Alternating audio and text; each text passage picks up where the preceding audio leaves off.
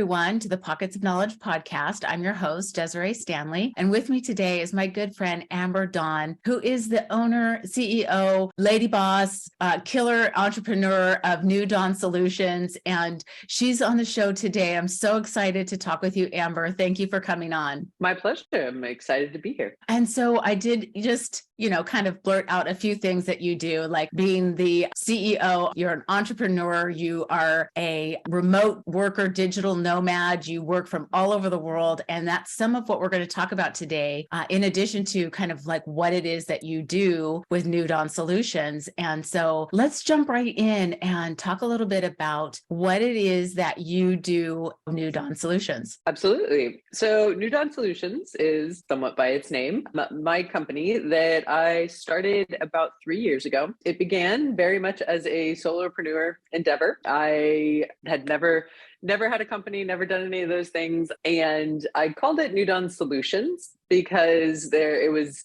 a bit of an umbrella term. I have two different professional branches that I do.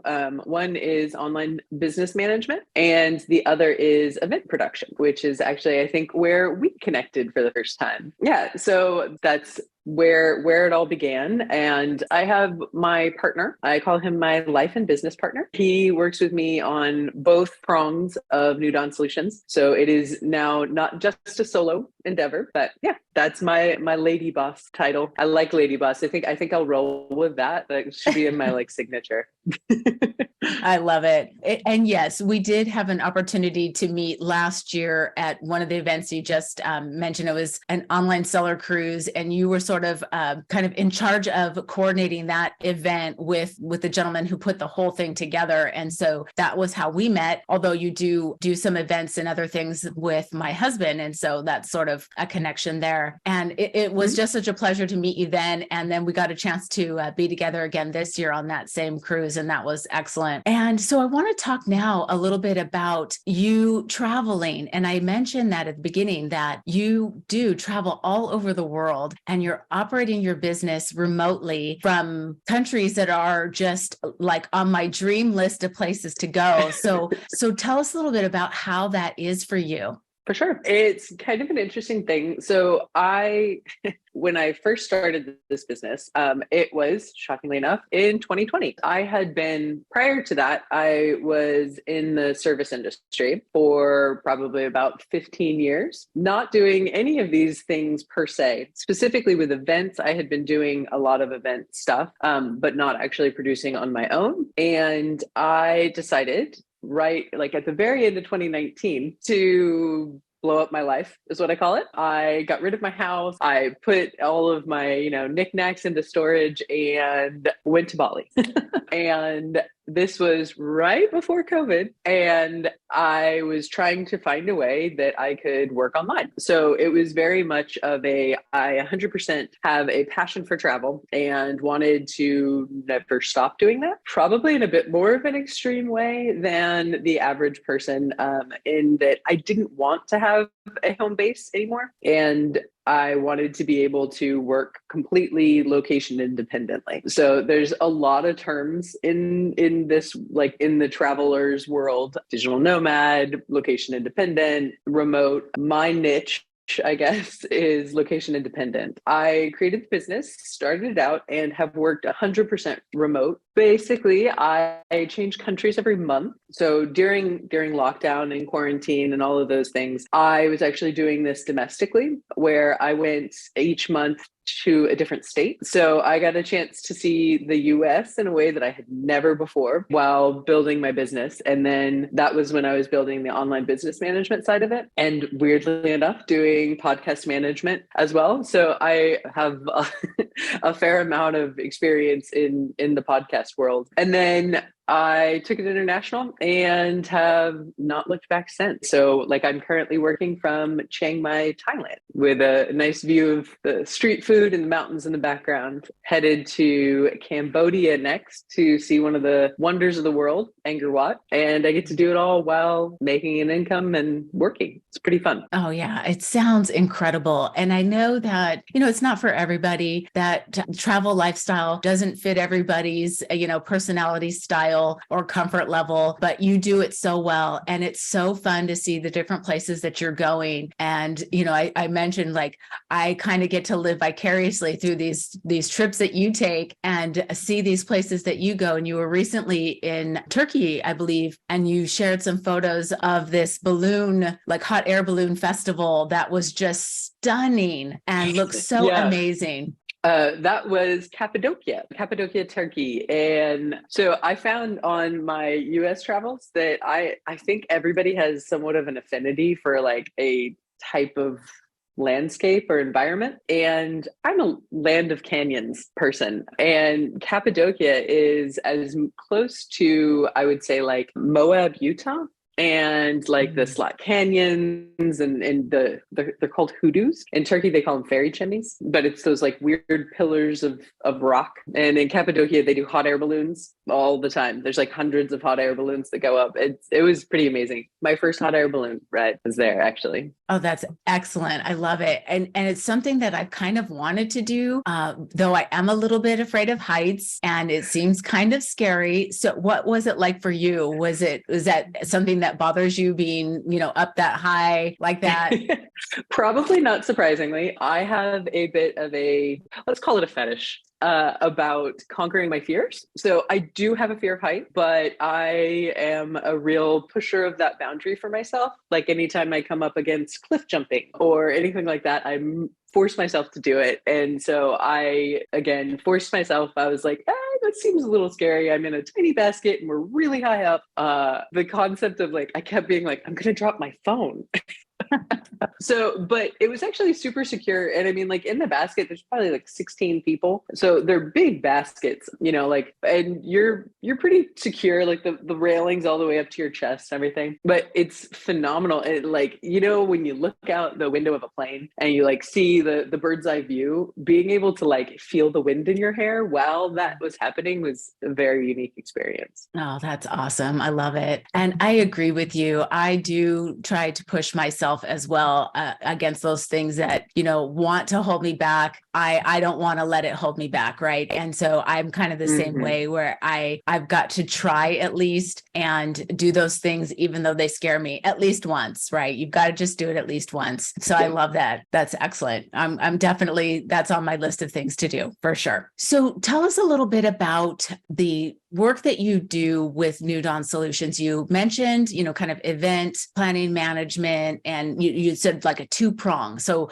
talk to us about those two prongs and what is it that you do? Yeah, absolutely. My focus really for probably about the past year has been shifting more towards the event production. That's sort of my passion. I am, I think, a social person by nature, and I really believe in the power of networking, which has been literally how I have built my business and my clientele, is by these in-person, one-on-one connections with people. I've worked the $1 Billion Seller Summit, which is a fairly well-known event in the e-commerce space by Kevin King. And that's when I first got into it. So I think it's on number 8 now. So it's biannually. It's at least been 4 years of that event. And I met all of these entrepreneurs, all of these Amazon sellers. I was like, these people are just so cool. The energy and the feeling of being in the room with them was amazing, is amazing, still is amazing. Like, it's just, I am drawn to entrepreneurs, and Amazon folks are like the quintessential entrepreneurial type that I really enjoy. And so I started there. I just kept coming up against in these conversations where people are like, yeah, I'm doing this event. Like, this is not my sweet spot. Like, I have to do all of this. Like, there's so much to do with it. Like, I got to figure out where it is. I got to negotiate with the hotel. I got to come up with like interesting activities. All of this stuff. And I realized that there was this space that needed filling, and I am uniquely qualified to fill that space. I travel around all of the time. So it's like I'm scouting constantly. I do, like I said, challenge myself. I find these kind of really interesting and cool activities, and I'm able to incorporate them into the events that I do. And like I said, networking is really high for me. And so I am able to create these spaces where that's the priority during the events. And so that's what I have focused on mostly in the Amazon space. However, I do events for really anyone. I have also done pretty some larger scale events in the physician life space.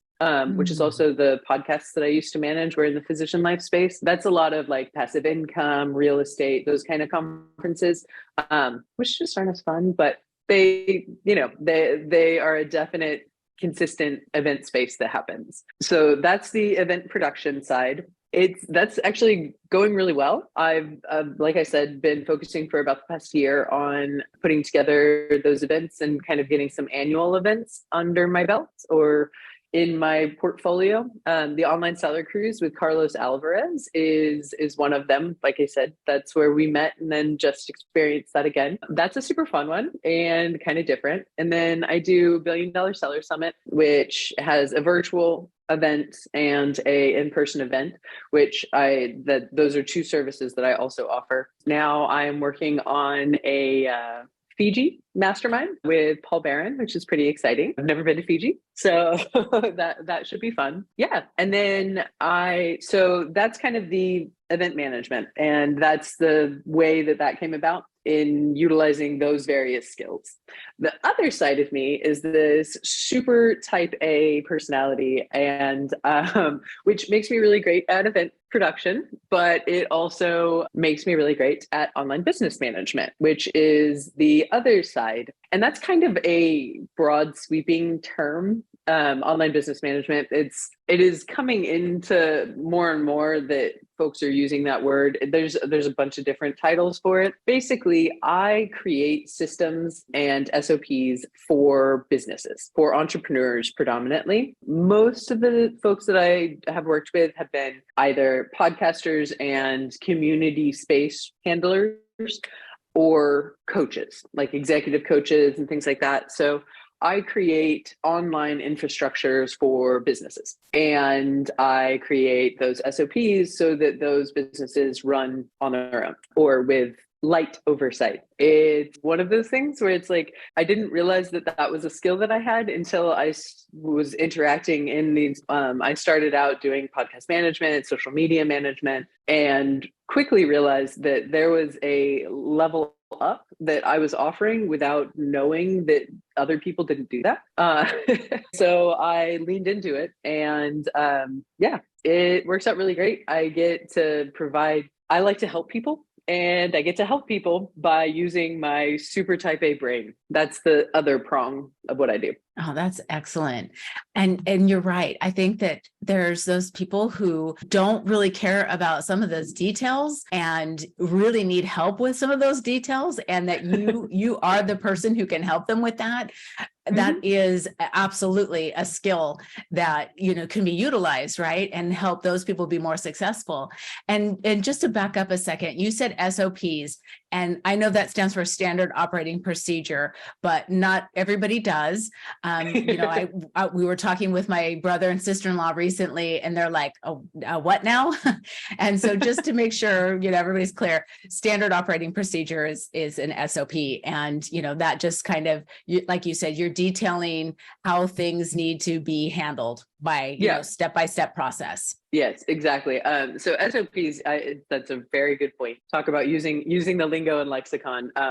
If you are an entrepreneur and you don't know the word SOP, then you should reach out to someone like me, because they are a way to automate all of the processes in your business. Processes being, if you're in Amazon, that's fulfillment, or how to adjust your listing. If you're in coaching, that's going to be scheduling appointments, that's going to be payments, that's going to be what your program is, any of those things. And everybody has them. Everybody does them. And getting them down on paper and into a structure is it's next level. If you do that for your business, you're that's how you can scale. That's how you can take back your time in a lot of ways. That's a really good point.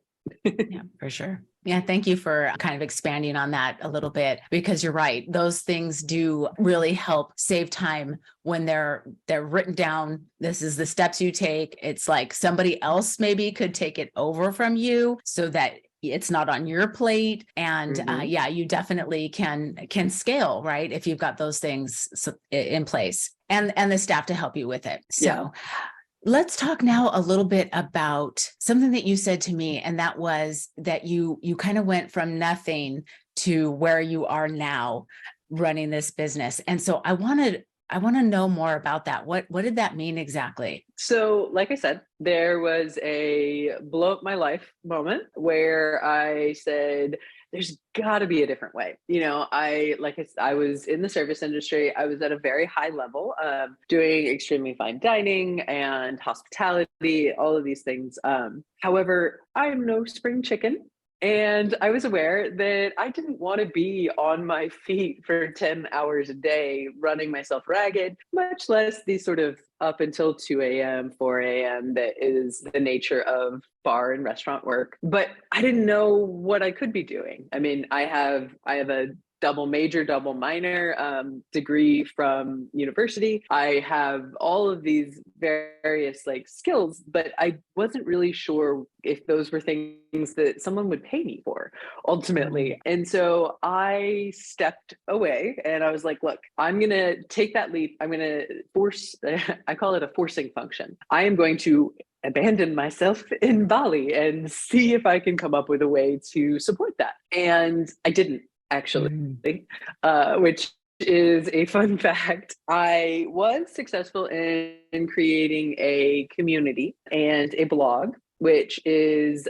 a way that a lot of people will like. That's like the gateway drug into digital nomadism for a lot of people is a travel blog. So I created Traveling Nature. Traveling Nature is still in existence. My travel blog. It's not as up to date as it should be, but what I did is create a community around that, which is a Facebook group, a whole social media experience around this concept of traveling nature. Of she has a traveling nature, which is where that came from. I was like, well, that's fun, but it doesn't really work for me because I can't do that. Like that didn't work. Creating a community worked very well for me. But what I realized in that is that though I am a creative, I am much more methodical and skilled in that sort of idea. So like I said, I leaned into that, started acquiring clients. I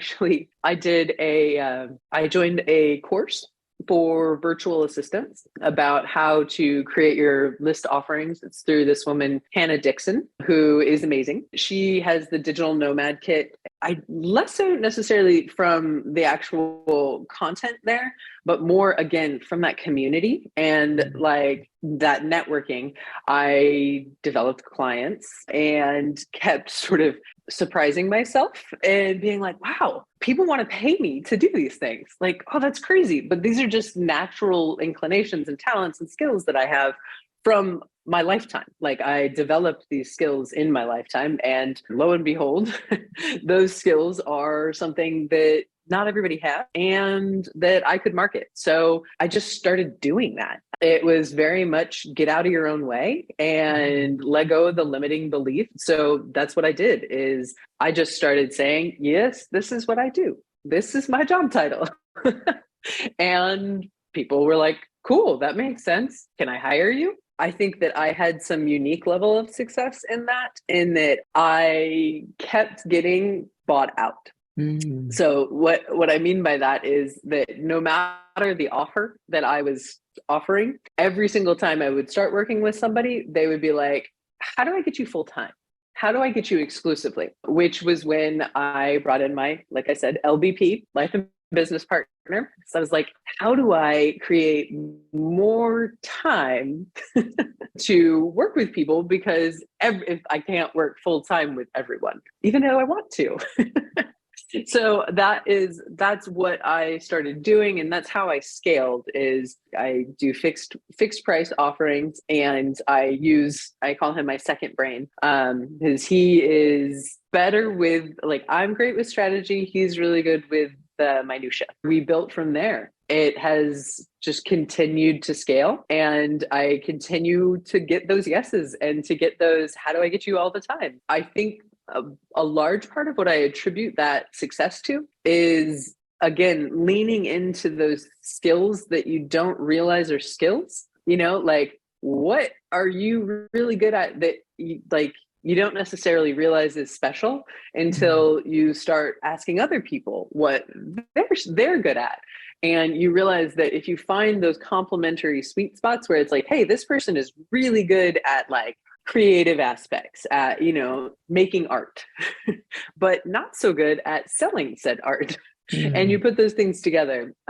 So that would be how I think if anyone was going to do that is, and it's something that I have helped a lot of people, friends and people in the business world with, is how to scale through networking and through overcoming those limiting beliefs. Yeah, that's excellent.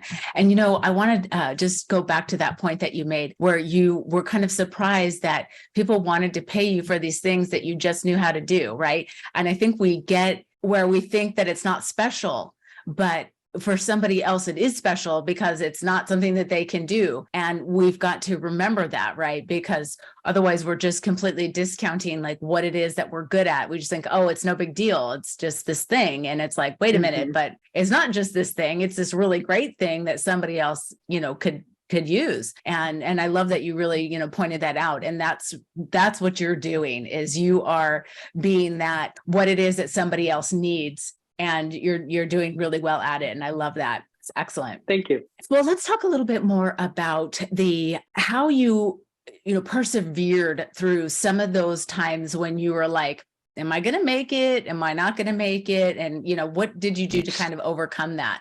There is definitely those moments, I think, probably for everyone. Again, that's a part of where leaning on those communities has been really valuable for me. Is one, in a lot of ways, again, I sort of return to this a lot, but I think that a lot of struggles and challenges that people come across in their businesses is mindset in a lot of ways. And so there were definitely times where, like, for instance, I was working with an Amazon brand and doing like building micro influencer programs and managing social media, and the product failed. And this was my mainstay income. I was like, awesome, I did it. I'm out in the world. I am definitely, like, I took the leap. I had assumed that this was going to be my income and I was good to go.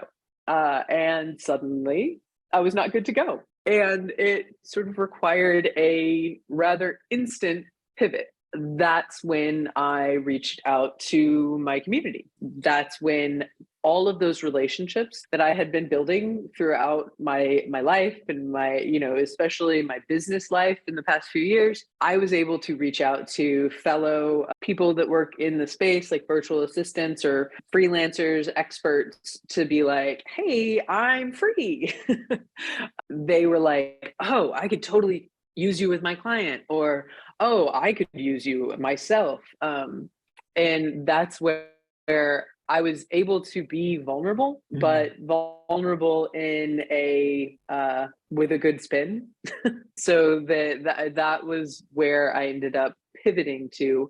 Also being able to reorganize and reorient, I guess. So it's like, okay, I had been using these skills, however, put those skills together in a different fashion, play Tetris with it a little bit, and I can also offer this thing and this thing. And I have a vast willingness to always learn. And I'm pretty quick. So there is not a lot of programs or kind of business needs or event needs that I don't pick up, So somebody says, hey, I need email marketing on ActiveCampaign. I'm like, ooh, I've never done that, but I definitely can learn how.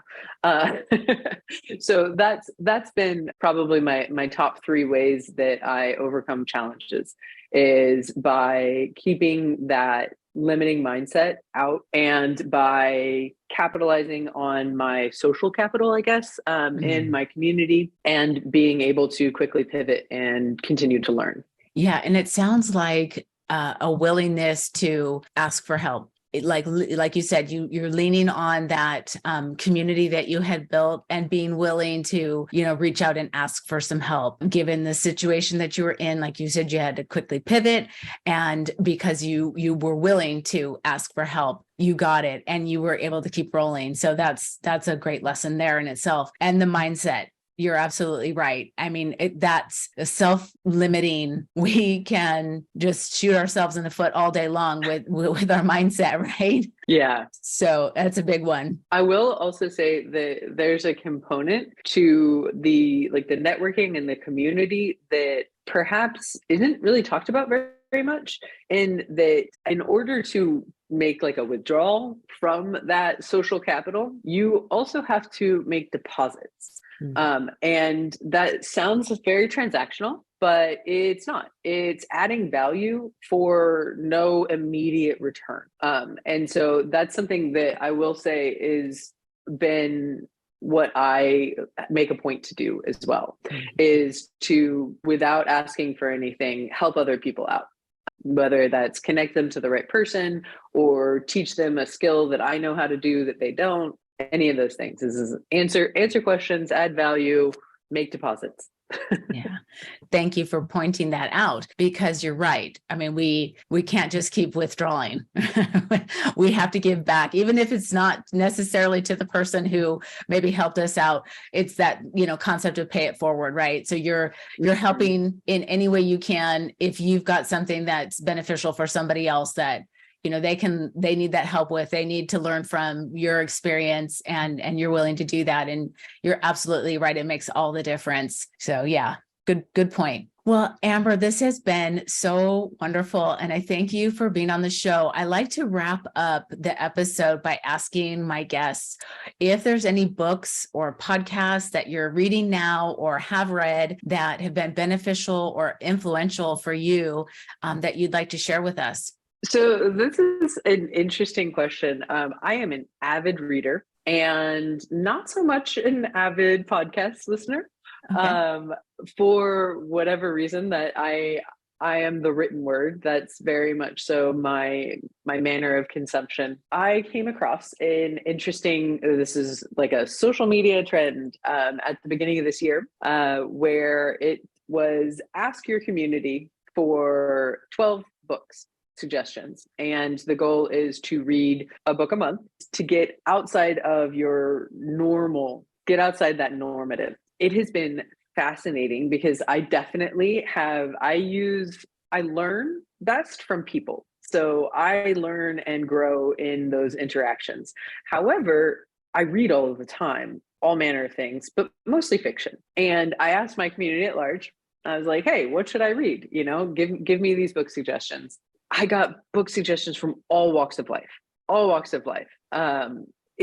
From self-help to marketing to all of these things. And I have been reading one of these books a month. It's been kind of fascinating. I can't necessarily say that any one book has been pivotal for me, but what I can say is that reaching out and getting what other people's absolute top book has been enlightening, and forcing my brain to kind of grow has been really instructional for me, I guess. The most recent book that I read was You're a Badass. Yeah. And I've never really been someone to read those kind of, it's not self-help, but motivational guru type things. And I actually ended up using it as a part of a book club. So I got to have both that external discussion oriented and those things, which really helped me. I think that's probably where getting that terminology of limiting beliefs and all of those things has really come from. So if I were to pick one right now, it would be the most recent one that I read, which is You're a Badass. And now is that Jen Sincero who wrote that? Yeah, I think so. I didn't quote the author because I wasn't 100%, but yes, I think that's the correct author. I'll for sure include that in the show notes, but I'm pretty sure because I think she wrote a whole series about, being a badass. And so I think that's who it was, but I'll include that in the notes for everyone who's listening. Well, Amber, Awesome. thank you. That was so great. I love that you reached out to, your community and said, what should I be reading? And that's kind of what, I like to do here is, what are my guests reading that others may want to pick up? And it may be outside of their norm, like you said, that thing that they read all the time, that style they read all the time. When you read, I think it expands your mind, right? It just opens up new thoughts, new ideas, new concepts, and can really change your outlook. Absolutely. Yeah. Absolutely. Yeah, so. Well, I very much so look forward to perhaps looking for the pockets of knowledge reading list that is to come. Maybe I will incorporate it into my monthly readings. There you go. And I do include all the suggestions in the show notes of each of the episodes, so you can certainly go back and take a look at that. So Amber, tell us if people have questions about your business, just questions they'd like to ask you, how would people be able to connect with you? Is there an email address, or do you want to share LinkedIn, Instagram, anything like that? Yeah, absolutely. So I have a website if you are for a business inquiry or just want to sit down and have a conversation. You can book discovery call with me there. It's newdawn.com. That will take you to the whole shebang. You can follow through there and book a discovery call or see more about the services that I offer. You can also, if you just had a question and wanted to start a dialogue, you can send me an email at, again, newdawn, va@gmail.com. And I am always accessible, not so much via LinkedIn. I'm really bad about checking those messages, but Facebook, I'm Amber Daughn. I'm the only one. So you can reach out to me there, send me a friend request, then you can send me a messenger. I'm usually pretty good about responding to those pretty quick. Like I said, I'm all about community. So if you're a part of the community and you wanna have a conversation, let's do it. Excellent. Well, thank you so much for sharing that. Well, thank you again, Amber. I've so enjoyed our conversation. I appreciate your time coming on the show and sharing your business, your experience, and your knowledge so much. Thank you. Yeah, absolutely. It's always a pleasure to sit down and talk with you. And I am excited about the podcast, and I look forward to watching everyone else's episodes as well. Thank you.